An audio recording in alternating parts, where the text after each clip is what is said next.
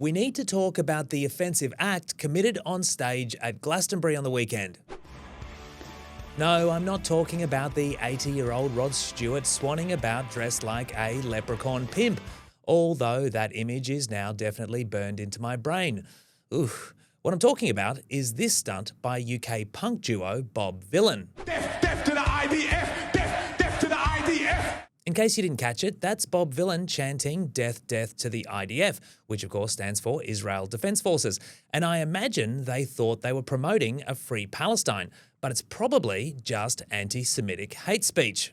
UK police say they're reviewing video footage of both the kneecap and Bob Vylan performances at Glastonbury as they consider whether to launch a criminal investigation. As you just heard, the Northern Irish hip-hop trio Kneecap are also being investigated for comments made during their Glasto performance. But here's the thing, the BBC made the choice not to broadcast the controversial Kneecap, but thought it would be okay to stream Bob Vylan, because I guess when have punk acts ever done anything controversial? God save the Queen! One half of Bob Dylan doubled down on the comments today, posting an open letter on Instagram that described his daughter voicing her opinion and fighting the establishment by completing an online survey to get better lunch options at her school. Bob Vylan is right, there is a lesson in that story, but it's that his daughter didn't go down to the school with all of her classmates and start chanting death to the lunch lady.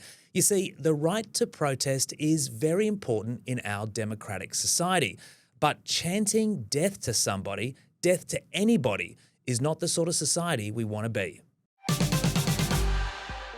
Bupa has been fined $35 million by the consumer watchdog after it admitted to misleading or deceptive conduct. Don't know about you guys, but I've just always kind of assumed that insurance companies will do anything to get out of paying a claim. But what Bupa has done is beyond dodgy. And at Bupa, we're helping our almost 4 million members live healthier. Today, the health insurer admitted that it misled or deceived thousands of customers into believing they were not eligible for entitlements that they were actually paying for. This dodgy act resulted in some Bupa customers delaying or even cancelling medical treatments. And other customers were left thousands of dollars out of pocket because they paid for medical treatment themselves when Bupa was supposed to pick up the bill. So the ACCC dragged Bupa into a federal court and the health insurer agreed to pay a $35 million fine.